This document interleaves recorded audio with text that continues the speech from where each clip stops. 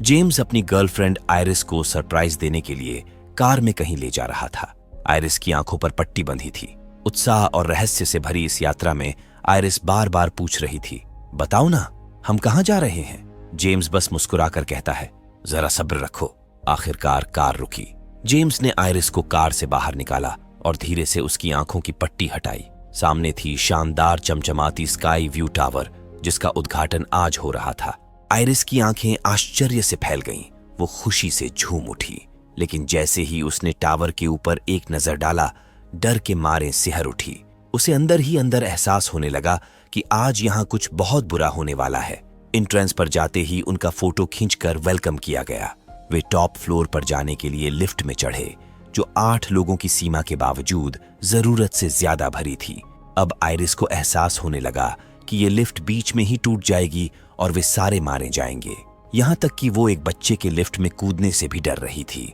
मगर लिफ्ट नहीं टूटा और वे टॉप फ्लोर पर पहुंचे, जहां से नीचे का नजारा वाकई लाजवाब था। चारों तरफ रौनक थी, लोग दिल खोलकर एंजॉय कर रहे थे। तभी एक शैंपेन की बोतल का कॉर्क उड़कर झूमर से टकरा गया, जिससे झूमर का एक नुकीला हिस्सा टूटकर ग्लास फ्लोर पर गिरा और उसमें दरार आ गई। लेकिन इस बात से अनजान भीड़ उस फर्श पर मस्ती में उछल कूद रही थी। इसी बीच जेम्स आयरिस को ताजी हवा में बाहर ले गया और घुटनों पर बैठकर उसे प्रपोज किया। दरअसल ये पूरा प्लान उसने इस खास पल के लिए ही बनाया था।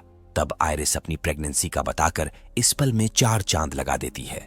यहीं पर एक लड़का सिक्कों को एक एक करके नीचे फेंक रहा था। गार्ड उसे ऐसा करने से मना किया, लेकिन वो लड़का नहीं माना। आखिरकार उसका फेंका हुआ एक सिक्का हवा के दबाव में आकर वेंटिलेशन फैन में जाकर अटक गया, जिस कारण फैन का ब्लेड रुक गया। इधर जेम्स और आयरिस सगाई करने के बाद दिल खोलकर डांस करने लगे थे। तभी अचानक आयरिस को एक भयानक विजन दिखने लगा। वह देखती है कि टावर की एक बीम से नट बोल्ट निकल रहे हैं। अगले ही पल ग्लास फ्लोर टूट जाता है और दर्जनों लोग नीचे गिरकर अपनी जान गंवा बैठते हैं। जेम्स किसी तरह एक कांच के टुकड़े को पकड़कर लटक जाता है। इससे पहले कि आयरिस कुछ कर पाती, जेम्स भी नीचे गिरकर मारा जाता है। ये सब देख टावर में अफरातफरी मच जाती है। लोग अपनी जान बचाने के लिए बेतहाशा इधर उधर भागने लगते हैं। तभी एक औरत सेफ से जा टकराई, जिससे उसको आग पकड़ लिया। उधर वेंटिलेशन फैन के रुकने से वो पूरा एरिया गर्म हो चुका था। आग के संपर्क में आते ही एक जोरदार धमाका हुआ, जिसके चपेट में काफी सारे लोग आए। आयरिस किसी तरह बचकर लिफ्ट में जाने के लिए भागी, लेकिन लोग उसे धक्का मार मार कर लिफ्ट में घुसने नहीं दिए। एक पल में लिफ्ट भीड़ से खचाखच भर गया। लोड इतना ज्यादा पड़ा कि लिफ्ट का एक भारी भरकम पार्ट टूटकर एक आदमी पर गिर पड़ा, जिससे उसका कचूमर बन गया। बेतहाशा भीड़ सीढ़ियों पर उमड़ पड़ी तो अत्यधिक लोड के चलते वो भी टूट गया। आयरिस सबसे पीछे थी, इसलिए वो बाल बाल बच गई। लेकिन अगले ही पल टावर का एक हिस्सा टूटकर एक तरफ झुकने लगा। काफी सारे लोग फिसलकर विंडो के पास इकट्ठा हो गए। वहीं आयरिस किसी तरह रेंग कर ऊपर चढ़ गई और अपने पीछे वाली औरत को बचाने के लिए हाथ बढ़ाया, लेकिन तब तक वो औरत भी नीचे फिसल गई। इसी बीच उनकी नजर पियानो पर पड़ी, जो आधा हवा में लटक रहा था और किसी तरह बैलेंस बनाए हुए था। विंडो पर मौजूद सभी लोगों की जान हलक में अटकी हुई थी, क्योंकि अगर वह गिरा तो उनका अंत तय था। तभी वह सिक्का पियानो पर जा गिरा, जिससे पियानो तेजी से उनकी ओर फिसला और विंडो तोड़ते हुए बाहर निकल गया। उधर वह सिक्का फेंकने वाला लड़का टावर से बचकर निकल चुका था, लेकिन अगले ही पल पियानो उसके ऊपर आ गिरा, जिससे उसका शरीर चकनाचूर हो गया। फिर टावर का एक हिस्सा भरभरा कर गिर पड़ा। आयरिस किसी तरह बची हुई थी और उसका दिल 440 के स्पीड से धड़क रहा था। तभी उसने वहां एक बच्चे को देखा, जिसकी मां ने मरने से पहले उसको कपट के अंदर बंद कर दिया था। हालांकि आयरिस उस बच्चे के लिए ज्यादा कुछ कर नहीं सकी और मौका रहते उसे लेकर कूद पड़ी। लेकिन तभी पता चला कि उसकी एक उंगली 2 सरिया के बीच फंस चुका था। आयरिस के सगाई का रिंग उसे कुछ देर तक बचाए रखा, मगर अंततः वे दोनों भी गिरकर खत्म हो गए। ये सब कुछ एक स्टेफनी नाम की लड़की क्लास में लेक्चर सुनते हुए सपना देख रही थी। अचानक वह डर कर चौंक पड़ी तो पूरी क्लास उसका मजाक उड़ाने लगी। इन दिनों उसे किसी आयरिस नाम की औरत के लगातार सपने आते थे, पर हैरानी की बात यह थी कि उसकी नानी का नाम भी आयरिस ही था। लेकिन उसने ना तो अपनी नानी को कभी असल में देखा था और ना ही उनकी कोई तस्वीर देखी थी। तब उसकी रूममेट ने मजाक में कहा, घर जाओ और इसका कोई हल निकालो, वरना किसी रात मैं ही तुम्हें मार डालूंगी। अगली सुबह स्टेफनी घर निकल पड़ी। तभी उसे फिर से उस घटना का एक झलक दिखा। घर पहुंचकर उसने इस सपने के बारे में अपने डैड से कुछ भी नहीं कहा, बस चुपचाप अपनी मॉम की पुरानी एल्बम खोजने लगी जिसमें शायद उसकी नानी आयरिस की कोई तस्वीर हो, लेकिन उस एल्बम के बारे में उसके डैड को कोई जानकारी नहीं थी। इसी बीच उसे उसका छोटा भाई चार्ली मिला जो मामा के घर जा रहा था। इसी बहाने स्टेफनी भी चार्ली के साथ मामा के घर निकल पड़ी। रास्ते में उसने चार्ली को सब कुछ बता दिया कि उसे करीब 2 महीनों से हर रात एक ही डरावना सपना आ रहा है जिसमें उसकी नानी आयरिस दिखाई देती है। इसी वजह से वो ठीक से सो नहीं पा रही, जिसके चलते इस बार उसके नंबर भी कम आए हैं। अगर ऐसा ही चलता रहा तो उसकी स्कॉलरशिप भी खतरे में पड़ सकती है। लेकिन चार्ली ये सब जानकर भी क्या ही कर सकता था। उनके मामा के 3 बच्चे थे, एरिक, बॉबी और जूलिया। उनसे मिलने के बाद वो अपनी मामी और मामा से मिली। मामा उसे यहाँ देख काफी खुश हुए। तब स्टेफानी उनसे यहाँ आने की वजह बताई। कहती है कि मैं आपसे आपकी माँ आयरिस के बारे में पूछना चाहती थी। मैं बहुत परेशान हूँ, बार बार एक ही सपना आता है। एक पुरानी जगह, एक रेस्टोरेंट जिसका नाम था स्काई व्यू। स्काई व्यू का नाम सुनते ही मामा मामी चौंक गए। मामा बोले, ये नाम मैंने अपनी माँ आयरिस से सुना था, लेकिन तुम उनसे दूर रहो, वो मानसिक रूप से ठीक नहीं है। स्टेफानी ने जिद की। तब मामा ने सच बताया। उनके पिता की मौत के बाद आयरिस उन्हें और स्टेफानी की माँ को कभी स्कूल जाने नहीं देती थी। घर में बंद कर डराया करती थी कि अगर उनकी बात नहीं मानी तो सब मर जाएंगे। उनका पागलपन इतना बढ़ गया कि पुलिस को बीच में आकर उसकी माँ और मम्मा को उनसे दूर ले जाना पड़ा। लेकिन आयरिस फिर भी उनका पीछा करती रही। बच्चों के जन्म के बाद खौफनाक चिट्ठियां भेजी जिनमें मौत की खबरें और लाशों की तस्वीरें होती थीं। स्टेफानी पूछती है कि क्या वो चिट्ठियां अब भी आपके पास है? उसके मामा तुरंत भड़क उठे। कहते हैं कि इतना सब जानकर भी तुम खत मांग रही हो? आयरिस से दूर रहो, यही हम सबके लिए बेहतर होगा। जब मामा नहीं माने तो वो अपनी मामी के पीछे पड़ गई। आखिरकार मामी ने बताया कि आयरिस से जुड़े कुछ दस्तावेज नीचे वाले बेडरूम के ड्रॉर में रखे हैं। स्टेफानी ने वहां जाकर ढूंढा तो उसे एक आयरिस की एक तस्वीर मिली। उसे यकीन हो गया, जो सपना वो बार बार देख रही थी वो किसी और का नहीं, उसकी नानी आयरिस का ही था। यहां से पता लेकर स्टेफानी निकल पड़ी। एक लंबा सुनसान सफर तय करने के बाद वो एकांत में बने उस घर के सामने खड़ी थी, जिस पर बड़े अक्षरों में लिखा था कि चलें जाओ, ये प्राइवेट प्रॉपर्टी है और किसी को भी अंदर आने की अनुमति नहीं है।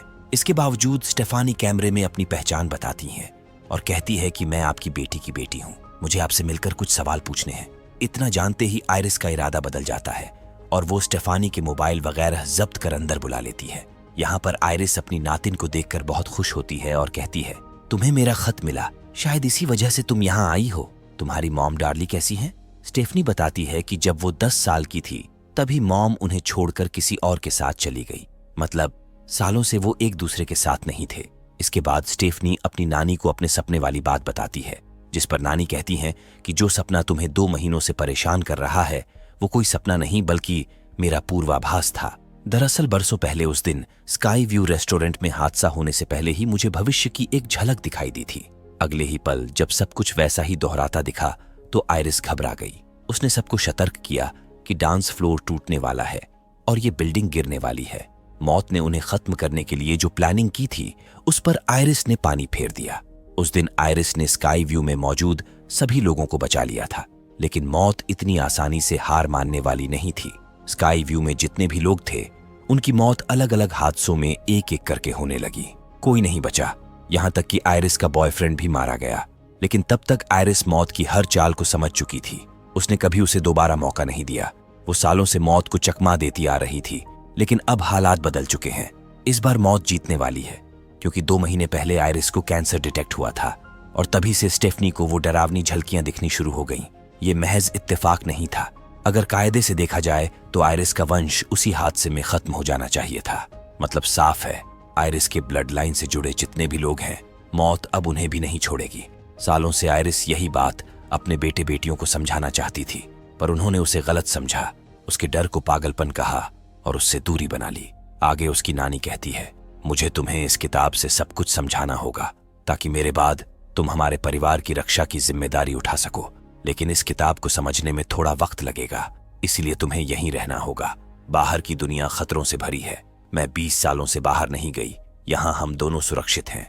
ये मेरी जिंदगी भर की मेहनत है। इस किताब में सब कुछ है, हर एक चेतावनी, हर एक संकेत। स्टेफनी को ये सब पागलपन लगता है। वो झल्ला जाती है, कहती है कि मैं यहाँ नहीं रह सकती, मुझे कॉलेज जाना है। वो यहाँ तक कह देती है, मैंने यहाँ आकर गलती कर दी, ये सब बस एक सपना ही तो है। वो किताब भी छोड़ जाती है। तब आयरिस धीरे से कहती है, तो तुम्हें यकीन नहीं है? अपने वंश को बचाने के लिए आखिरकार आयरिस ने उसे सच्चाई दिखाने का फैसला किया। वो ठीक उसी जगह खड़ी हो गई जहां पर उसने किताब में मौत का अगला वार लिखा था। आयरिस जानती थी मौत आने वाली है और अगले ही पल मौत ने उसे खत्म कर दिया। स्टेफनी की आंखों के सामने सब कुछ हुआ। उसकी हालत खराब हो गई। वो जोर से चीख पड़ी। अंततः स्टेफनी को समझ आ गया कि उसे मामा हावर्ड की बात मानकर आयरिस के पास नहीं जाना चाहिए था। आज हावर्ड की मां आयरिस का अंतिम संस्कार था। हावर्ड ने अपनी बहन डार्ली को भी बुलावा भेजा था। किसी को उनके आने की उम्मीद नहीं थी, लेकिन वो आ गई।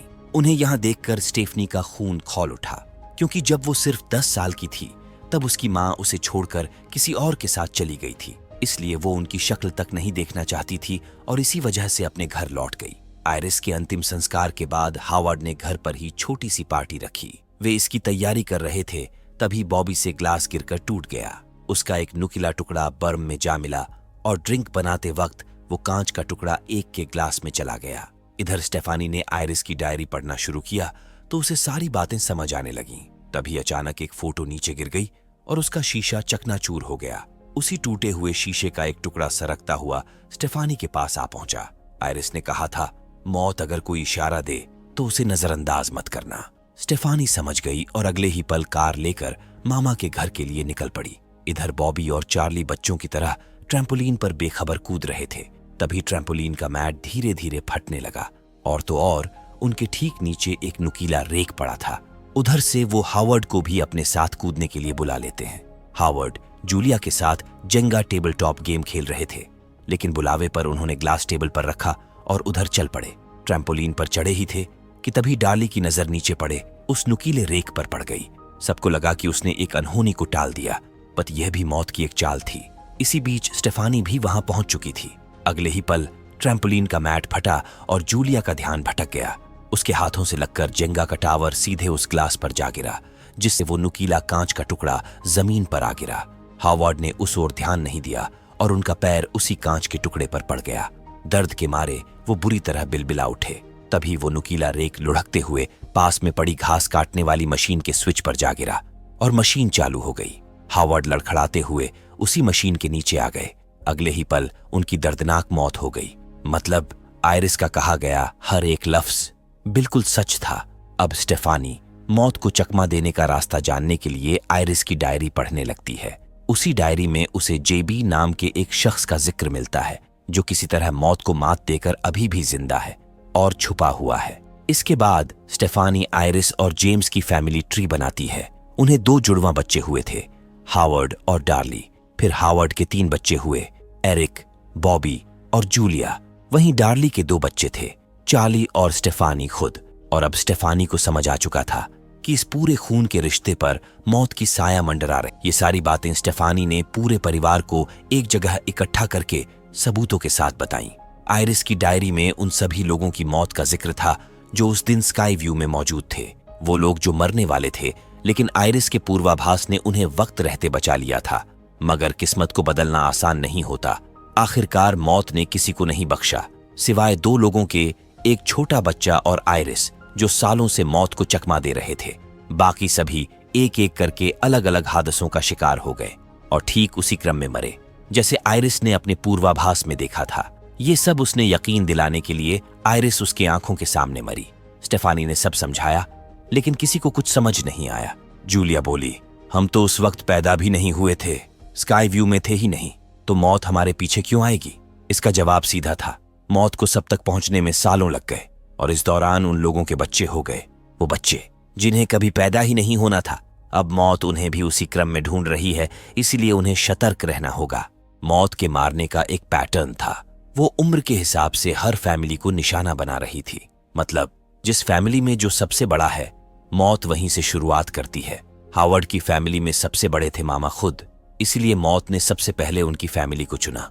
अब अगला नंबर है उनके बेटे एरिक का, फिर जूलिया और सबसे आखिर में बॉबी की बारी आएगी। दूसरी तरफ स्टेफानी की फैमिली है। सबसे पहले उसकी माँ डार्ली मरेगी, फिर स्टेफानी और फिर सबसे छोटा चार्ली। मौत के मारने का पैटर्न बिल्कुल साफ था, बड़े से शुरू होकर छोटे तक एक एक करके सबको खत्म करना।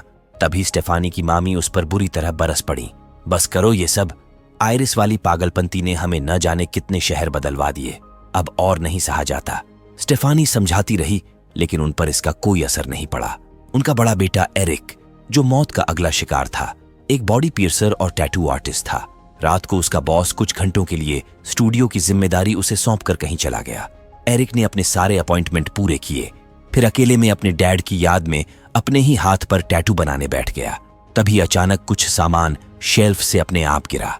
एक शीशे का जार जोर से जमीन पर गिरकर चकनाचूर हो गया। एरिक चौंक कर खड़ा हुआ।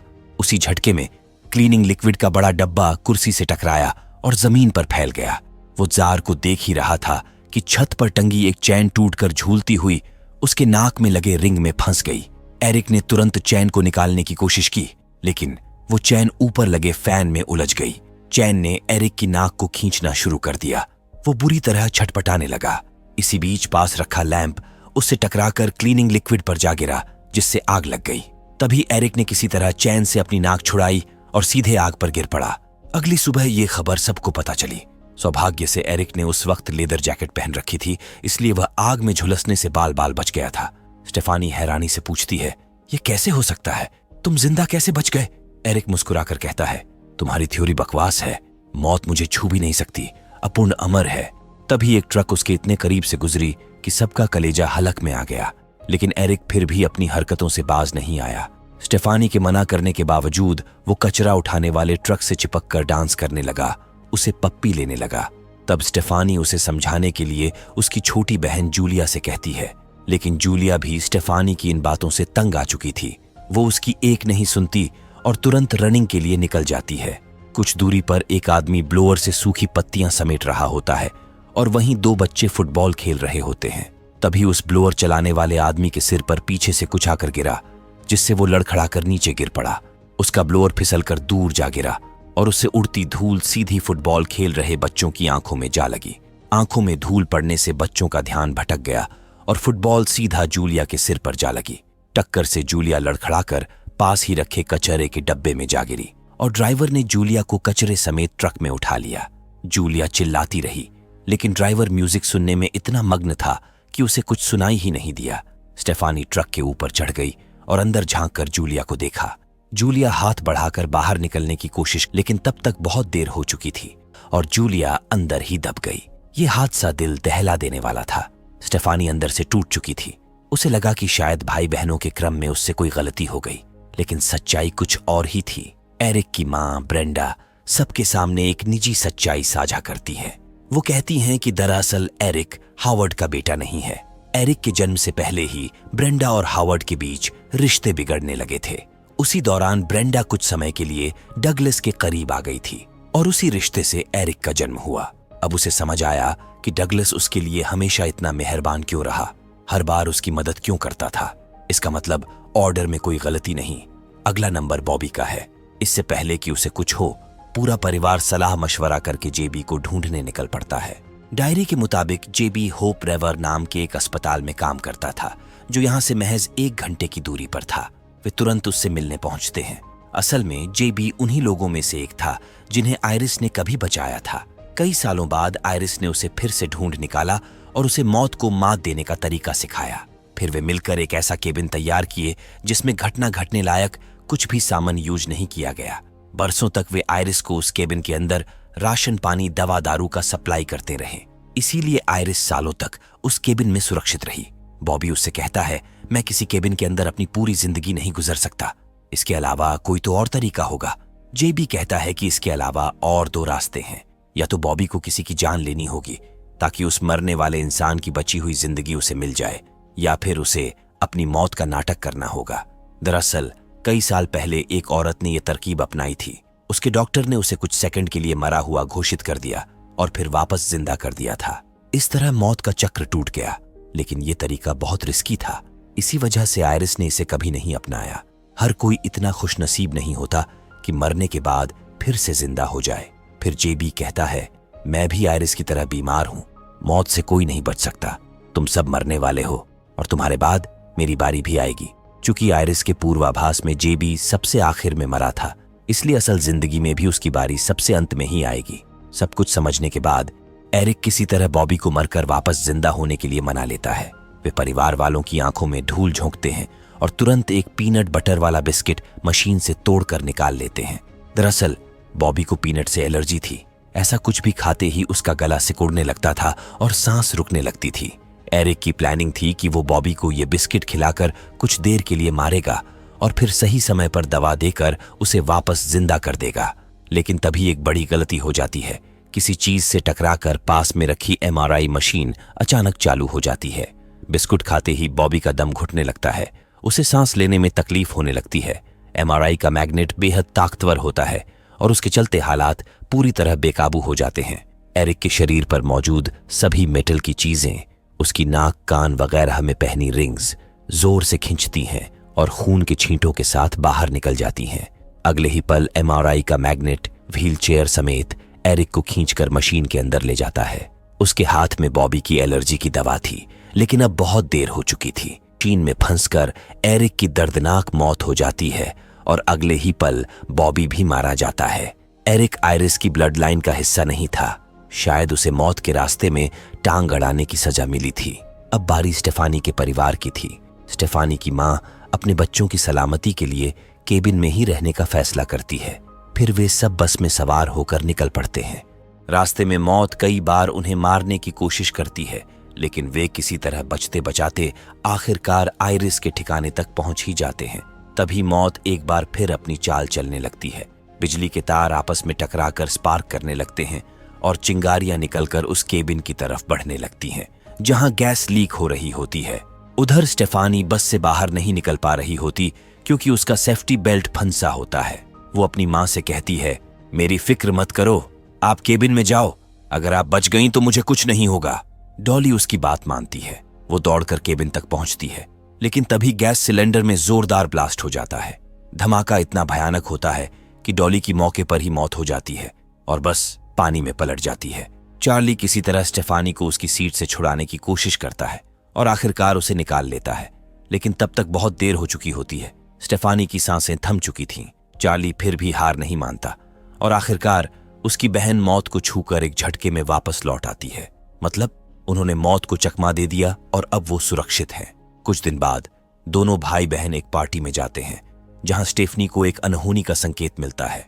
वहीं दूसरी ओर कुछ दूरी पर एक औरत कुकीज खरीदने जाती है। उसके पर्स से एक सिक्का गिरता है जो जाकर ट्रेन ट्रैक बदलने वाले हिस्से में फंस जाता है। उधर पार्टी में स्टेफनी के डैड उनकी मुलाकात अपने दोस्त से करवाते हैं, जो कि एक डॉक्टर हैं। वो स्टेफनी के एक्सीडेंट के बारे में सुनते ही कहते हैं, तुम मरी नहीं होगी, टेक्निकली तुम्हारी जान नहीं गई थी। इसने तुम्हारी रुकी हुई सांसें शुरू कर दी होंगी, लेकिन इस दौरान तुम्हारा दिल नहीं रुका होगा, तभी तुम बच पाई। इसी दौरान एक भयानक ट्रेन हादसा हो जाता है। अब मौत फिर से उनके पीछे है। वो पूरी ताकत से भागते हैं, लेकिन मौत से कोई नहीं बच सकता। आखिरकार स्टेफनी और चार्ली का भी खेल खत्म हो जाता है। तो दोस्तों, ये थी कहानी फाइनल डेस्टिनेशन 6 की। उम्मीद है कि आपको ये फिल्म पसंद आई होगी।